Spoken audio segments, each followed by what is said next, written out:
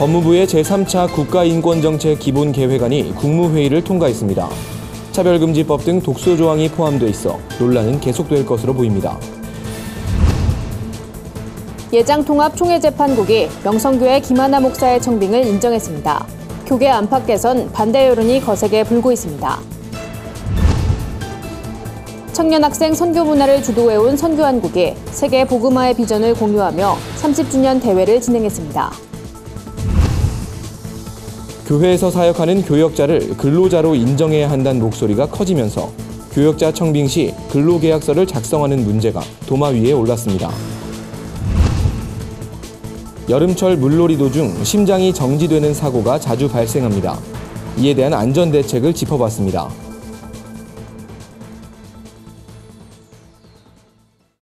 여러분 안녕하십니까? 굿TV 위클리 뉴스입니다. 한 주간의 뉴스를 종합해드립니다. 법무부가 수립한 제3차 국가인권정책 기본계획안이 7일 국무회의를 통과했습니다.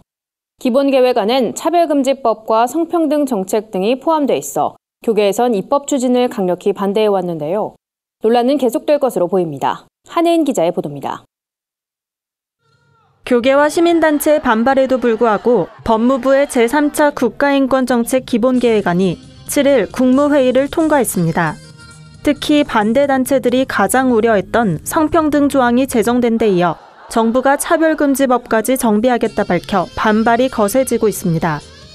일단 우리가 제일 강하게 반대한 것이 성평등 정책입니다. 남녀가 같이 화장실도 쓰고 목욕탕도 쓰고 해서 여성들이 더 위험하고 성폭력의 위험성이 더 커진다고 그걸 가장 강력하게 반대하는데, 동성애 동성원 개헌 반대 국민연합 등 기본계획을 반대하는 단체들은 성명을 발표했습니다.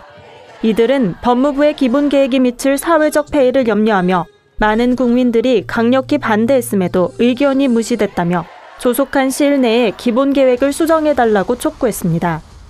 기자회견, 집회, 그다음에 혈서, 삭발했는데 전혀 응답이 안 됐다는 것은 우리를 약간 무시한 거거든요. 우리의 의견을 무시해도 된다 이렇게 판단하고 했기 때문에 앞으로 더 강하게.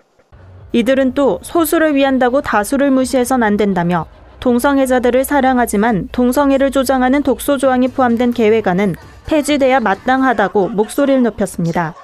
이 정책이 인권에 잘못된 개념이 다 포함되다 보니까 인권이라는 말이 되게 좋죠. 우리가 생각하는 것은 보편적 인권이잖아요. 국가에서 이번에 만든 이 인권이라는 개념은 철저하게 상대적 인권이고 소수자 인권입니다. 이 소수 때문에 절대 다수가 국민들이 피해를 볼 수 있는 거죠. 이들 단체는 앞으로 기본계획안이 실행된 후 발생할 수 있는 동성혼 합법화나 도덕적 타락 등을 막는 일에 앞장서겠다는 방침입니다. 한편 이번에 발표된 국가인권계획안은 2018년부터 2022년까지 정부의 인권정책에 반영됩니다. 굿TV 뉴스 한혜인입니다. 예장통합총회재판국이 명성교회 김하나 목사의 청빙을 결국 인정했습니다. 무기명 투표를 진행한 결과 8대7 한 표 차로 명성교회 측이 승소한 건데요. 이에 대한 반대 여론이 거세게 불면서 교계 안팎에 뜨거운 감자로 떠올랐습니다. 관련 내용 홍희연 앵커가 전해드립니다. 재판 결과는 일정이 시작된 지 7시간 만에 나왔습니다. 의회의 결과에 한쪽은 환호했고 다른 한쪽은 아쉬움을 감추지 못했습니다.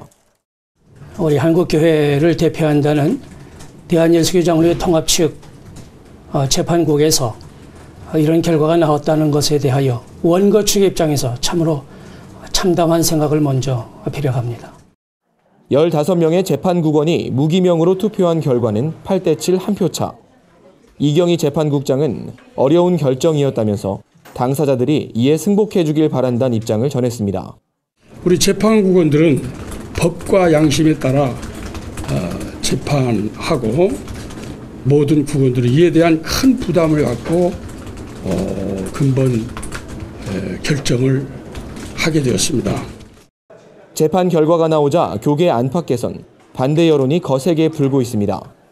예장통합 소속 일부 목회자들은 여러 경로를 통해 교단을 떠나겠다는 입장을 전했고, 소망교회 김지철 목사는 김삼환 목사에게 교단을 떠나달라는 글을 자신의 SNS에 올리기도 했습니다. 뿐만 아니라 교계 여러 단체들은 재판국의 결정을 비판하는 성명을 속속 발표하고 있는 상황입니다. 명성교회 김하나 목사 청빙결의 무효 소송은 이제 총회재판국의 손을 떠났습니다. 다만 원고 측이 재심에 대해 고려할 거란 입장을 밝힌 만큼 사건이 완전히 종결되진 않은 걸로 보입니다. 한 달 앞으로 다가온 예장통합 정기총회 자리에서도 이날 재판 결과는 첨예한 대립을 불러일으킬 것으로 전망됩니다. 구티비 뉴스 홍우연입니다. 지난 1988년 1회 대회를 시작으로 올해 30주년을 맞은 선교한국 대회가 국내외 1,200여 명이 참석한 가운데 진행됐습니다. 이번 대회에선 그동안의 발자취를 돌아보고 앞으로의 사역을 준비하는 세계 복음화의 비전을 공유했는데요. 선교한국은 앞으로도 연합과 섬김의 정신을 이어가겠다는 계획입니다. 오현근 기자입니다. 한국 청년 학생 선교 운동의 발전에 앞장서왔던 선교한국 대회가 서울 세종대학교 캠퍼스에서 진행됐습니다. 이번 대회에선 청년 학생들의 특성에 맞춰 다양한 변화를 시도해 눈길을 끌었습니다. 앞서 열린 이전의 대회와는 다르게 여러 강사들이 선교적 메시지를 전달하고 많은 외국인 학생들이 참석해 세계를 향한 선교 전략들을 함께 공유했습니다. 이 30년 안에 수많은 일이 일어났지만 아무튼 저희는 이걸 한 세대로 규정하고 지난 세대에 있었던 우리의 모습을 돌아보고 한국에서만 하는 선교가 아니라 전 세계 모든 교회와 협력하는 선교로 발전할 수 있는 길들을 모색하고 있습니다. 이번 선교한국 대회에선 다양한 선교 주제를 76개의 강의로 압축한 선택 강의, 관심 있는 선교 영역을 능동적으로 배우는 다이나믹 배움터와 미셔널 멘토링 시간이 마련됐습니다. 여기에 소그룹 성경 공부 시간과 선교단체 박람회가 대회의 구성을 알차게 채워 참가자들의 만족도를 높였습니다. 선교에 대해서 관심이 좀 별로 많지 않았어요. 근데 이번 기회를 통해서 좀 새롭게 시야를 좀 이렇게 넓힐 수 있는 기회가 됐으면 좋겠다는 생각에 참여하게 됐습니다. 특별히 마련된 30주년 기념 집회 시간을 통해 그동안의 발자취를 돌아본 것도 눈길을 끕니다. 선교한국은 젊은 청년들의 선교로 한 국가와 민족을 변화시킬 수 있다는 사실을 조선말 우리나라의 사례를 통해 경험한 것처럼 청년 학생들에게 선교의 비전을 심어주고 선교 자원으로 동원하자는 취지로 1988년 처음 시작됐습니다. 한 단체가 대회를 운영하기보다 여러 학생 선교단체와 교회들의 참여로 이루어지기 때문에 연합을 통한 섬김의 정신이 대회의 기반이 되고 있습니다. 선교한국은 학생단체와 파송단체, 교회의 삼각 구도로 이루어진 연합의 가치를 지난 30년 동안 우리가 이어져 왔는데 앞으로도 이어갈 것입니다. 선교한국은 앞으로도 동역의 가치를 소중히 여기고 청년들과 교회가 다시 모이는 대회를 이어나가겠다는 포부를 밝혔습니다. 급변하는 사회 속에서 선교의 영역이 점점 좁아지는 지금 선교한국을 통한 다음 세대의 역할이 더욱 기대되고 있습니다. 구티비 뉴스 오현근입니다. 종교인과세가 본격 시행되면서 교회에서 사역하는 교역자를 근로자로 인정해야 한다는 목소리가 커지고 있습니다. 이에 따라 교역자의 청빙 시 근로계약서를 작성할 필요성도 거론되는데요. 교회는 어떻게 대응해야 할까요? 한진식 기자가 보도합니다. 최근 한 기독교 관련 SNS 페이지에서 진행한 설문조사입니다. 목회자를 대상으로 교회 청빙 당시 한 번이라도 근로계약서를 작성해 본 경험이 있냐는 질문에 89%가 그런 경험이 없다고 응답했습니다. 교역자들은 구두로만 업무 내용을 이야기했고 때론 담임 목사와 교회 중직자들이 하나님의 일이란 명분으로 과도한 헌신을 요구하기도 했다며 경험을 나누기도 했습니다. 또 사역이란 업무 특성상 출퇴근 시간이 일정하긴 어렵지만 보호장치가 필요하다는 지적도 있었습니다. 2년 전 부교역자 사역계약서의 필요성을 제기했던 실천신학대학원 대학교 조성돈 교수는 부교역자들을 인격적으로 대우하고 이들의 열악한 사역 환경을 개선하려는 움직임이 일어나길 바랐다고 말했습니다. 사역하는 시간들이 정해지지 않고 자기가 무슨 일을 하는지도 모르고 월급이 얼마인지도 모르고 시작하는 경우들이 많았어요. 그래서 이런 사역 계약서가 좀 필요하지 않을까 이런 문제 제기를 우리가 해본 것이죠. 교역자 근로계약서 문제는 올해 종교인 과세가 본격 시행되면서 더욱 불거지고 있습니다. 법원 판례상 교역자를 근로자로 인정한 경우도 있고 그렇지 않은 판결도 있지만 근로소득으로 세금을 신고하려면 원칙적으로 교역자는 근로자여야 한다는 지적이 나옵니다. 근로소득세를 신고하려고 그러면 근로자여야 하거든요. 근로계약서가 있어야죠. 이제 노무관계에서 노사관계에서도 문제 생기면은 교회가 또다시 이제 비판을 받을 수 있는 그런 주의에 있거든요. 지 변호사는 특히 교회가 교역자의 업무는 사역이란 이유로 사회에서 말하는 근로의 개념과 구별해왔지만 이젠 변화가 요구된다고 말했습니다. 교회법하고 세상법은 구분된다 해가지고 근로계약서 안 쓰고 이렇게 했었는데 자발적으로 근로계약서를 다 작성하고 또 4대 보험도 능력이 되면 다 가입해 주는 게 저는 너무 바람직하다고 생각하죠. 무엇보다도 교회가 근로계약서 작성을 비롯한 교역자 처우 문제에 대해 선제적으로 조치를 취할 필요가 있다는 조언입니다. 구TV 뉴스 한진식입니다. 본격적인 휴가철에 접어들면서 물놀이 사고가 잇따르고 있습니다. 해마다 35명 정도가 물놀이를 하다 사망한다고 하니 안전에 대한 각별한 주의가 필요한데요. 올여름 물놀이를 계획하고 있다면 안전수칙과 대처 요령을 미리 배워두는 건 어떨까요? 자세한 내용 한진식 기자가 취재했습니다. 여름철 물놀이 중 빈번히 발생하는 심정지 사고. 물에 빠질 경우 과하게 물을 마시게 되는데 이로 인해 질식하게 되고 시간이 경과되면 심정지 상태로 이어집니다. 심정지 사고가 발생하면 어떻게 대응하느냐에 따라 환자의 생사를 가를 수 있습니다. 우선 사고자를 발견하면 인근에 구조원이 없을 경우 119로 즉시 신고해 환자의 상태와 위치를 알리고 응급 조치를 취해야 합니다. 이때 심폐소생술을 익혀두면 대처하는 데 결정적인 도움이 됩니다. 지역 소방서에서는 여름철 피서객이 몰리는 해수욕장에 안전체험센터를 설치하고 시민들을 대상으로 심폐소생술과 같은 응급 처치 방법을 교육하고 있습니다. 전문가의 지도를 받아 제가 직접 체험해 보겠습니다. 환자가 의식이 없다고 확인되면 평평한 곳에 눕히고 상의를 벗긴 뒤 가슴 중앙을 압박합니다. 이때 팔과 환자가 90도가 되도록 자세를 잡고 팔꿈치를 쭉 편 상태에서 깍지를 낍니다. 5cm가량의 깊이, 1초에 2번 정도의 속도로 가슴을 30회 강하게 누릅니다. 그 다음엔 인공호흡을 2번 실시합니다. 환자의 머리를 뒤로 젖힌 상태에서 코를 막고 입에 호흡을 불어넣습니다. 이때 가슴이 부풀어 오르는지 눈으로 확인해야 합니다. 환자의 호흡이 돌아오거나 구급대원이 도착할 때까지 이 과정을 계속 반복하면 됩니다. 심정지가 일어난 뒤 골든타임인 4분 안에 실시하면 생존율을 3배 이상 높일 정도로 심폐소생술은 중요한 조치입니다. 하지만 일반 시민들은 평소에 방법을 숙지하고 있지 않으면 응급 상황에서 적용하긴 쉽지 않습니다. 직접 해보니까 힘도 많이 들어갔고 꽤나 복잡한 과정이 있었다는 걸 알게 되었어요. 이런 자리가 사실 많지가 않아서 여기 와서 할 거라고 생각을 못했는데 배워서 저는 되게 만족스럽고 다른 사람들한테도 이런 기회가 있었으면 좋을 것 같아요. 무엇보다도 여름철 수련회와 캠프 같은 야외 활동이 많은 교회의 경우 지속적인 응급조치 교육이 필요해 보입니다. 간단한 응급처치 같은 경우는 목사님이나 교회 관계자분들이 이제 주기적으로 교육을 받으셔가지고 이렇게 숙지를 잘 하셔야지 그런 응급 상황 발생 시 예방이 가능할 것 같습니다. 심폐소생술과 같은 응급조치 교육은 각 지역에 위치한 소방서에 신청하면 받을 수 있습니다. 구TV 뉴스 한진식입니다. 복음 통일을 염원하는 청춘들의 발걸음, 국토기도대장정 위두웍이 부산과 여수에서 출발했다는 소식입니다. 세상 속 크리스천들의 다양한 이야기를 한진식 기자가 전해드립니다.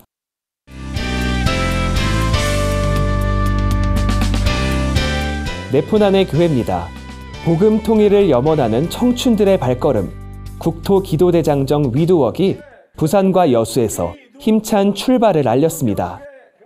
2011년부터 매년 진행하고 있는 위두웍은 북한의 복음의 문이 열리고 대한민국이 회복되길 소망하는 마음을 담아 금식하며 기도하는 국토대장정인데요.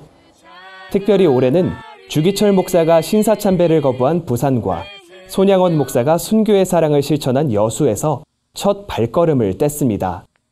참가자들은 뜨거운 태양 아래서도 하나님을 소리 높여 찬양하고 복음을 접할 기회가 없이 살아가는 북한 주민들을 위해 기도하며 걸었습니다.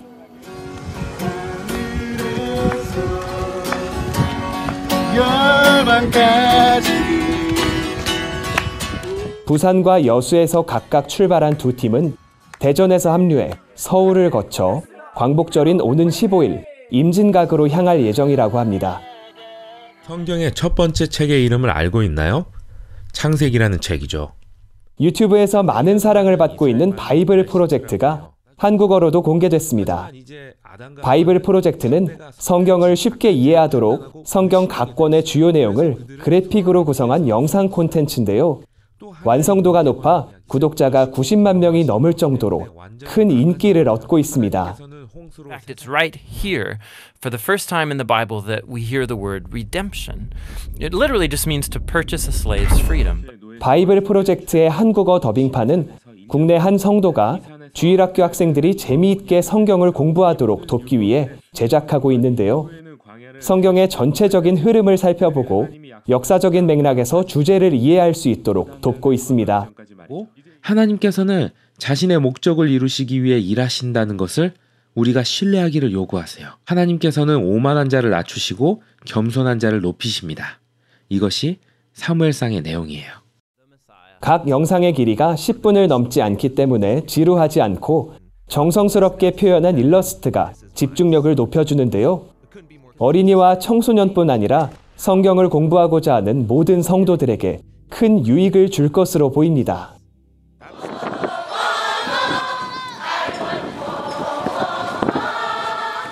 이번 소식은 구TV 글로벌 선교방송단 최생금 교회 기자가 보내왔습니다. 광은교회 성도들이 아프리카 말라위로 단기 선교를 다녀왔다고 합니다. 15명으로 구성된 단기 선교팀은 현지 어린이들을 위한 성경학교를 열고 찬양과 율동, 바람개비 만들기와 체육활동 등 다양한 사역을 진행했는데요. 말라위 어린이들이 해맑게 웃으며 성경학교에 참여하는 모습에 선교팀원 모두 큰 보람을 느꼈다고 합니다.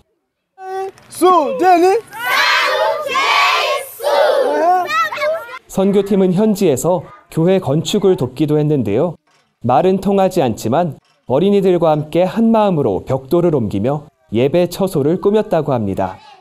광은교회 김신영 목사는 힘든 과정을 겪으면서 팀원들이 기도로 하나 됐다며 말라위에서 하나님의 인도하심과 도우심을 경험하게 돼 감사하다고 소감을 전했습니다.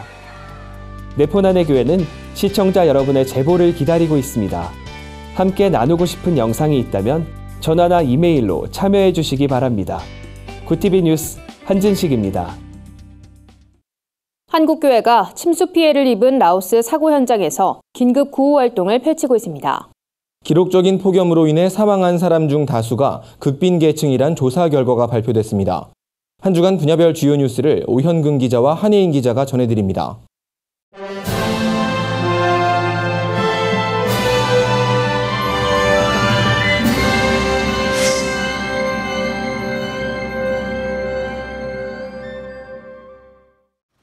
한국교회가 보조댐 붕괴로 침수 피해를 입은 라오스 사고 현장에서 긴급 구호 활동을 펼치고 있습니다. 한국기독교연합봉사단은 지난달 26일 라오스에 구호팀을 파견해 수해 지역 인근에서 이재민들에게 식량과 속옷, 수건, 돗자리 등 생필품이 포함된 구호 물품을 전달했습니다. 또 조리시설이 없는 임시 대피소에 모여있는 주민들을 위해 취사를 위한 화로와 조리기구를 지원했습니다. 현지에서 봉사활동에 참여하고 있는 류태진 목사는 슬픔에 잠긴 라오스 이재민들을 조금이나마 위로하고 있다며 이재민들에게 한국교회의 사랑을 전하게 돼 하나님께 감사드린다고 전했습니다. 사랑의 교회가 구성전인 강남 예배당에 대한 명도 소송을 제기했습니다. 사랑의 교회는 갱신위원회가 5년 가까이 무단으로 이 공간을 사용하고 있다며 30억 원의 손실금을 청구했습니다. 사랑의 교회 강남 예배당은 현재 사랑의 교회 갱신위원회 측이 마당 기도의 장소로 사용하고 있습니다. 소를 제기한 사랑의 교회는 건축된 지 30년이 지나 안전진단을 해야 하지만 갱신위의 반대로 진행하지 못했다며 갱신위가 이곳을 돌려주고 교회로 돌아오거나 다른 곳에서 신앙생활을 한다면 적극 도울 방침이라고 전했습니다. 갱신위 측은 사랑의 교회 교인에게 건물 사용료를 물릴 수는 없다며 안전점검의 경우엔 매년 구청에서 받아왔다고 주장했습니다. 이번 명도 소송에 대해선 관련 내용을 확인한 뒤 대응할 것이라고 전했습니다. 청와대가 필리핀 백영모 선교사 석방을 촉구하는 국민청원에 공식적인 답변을 내놓은 가운데 백영모 선교사 석방대책위원회가 유감의 뜻을 전했습니다. 청와대는 지난 3일 백영모 선교사 체포 사건은 백 선교사가 소속된 그 교회의 학교 소유권 분쟁에서 비롯됐다며 선교사의 건강에는 큰 문제가 없으며 대사관을 중심으로 지원에 최선을 다하고 있다고 답했습니다. 이에 대책위는 사실과 다른 국민청원의 답변에 실망을 금할 수 없다며 백성교사 사건은 재산권 분쟁에서 비롯된 것이 아니라고 정정했습니다. 백성교사의 건강과 관련해선 최근엔 폐결핵 진단을 받았고 피부염이 악화됐으며 어릴 적 소아마비를 앓았던 다리가 불편한 상황이라고 반박했습니다. 그러면서 대책위는 청와대가 사실관계를 다시 파악해 이번 사건에서 유일하게 구속된 백영모 선교사의 석방을 적극 도와달라고 호소했습니다. 구티비 뉴스 오현근입니다.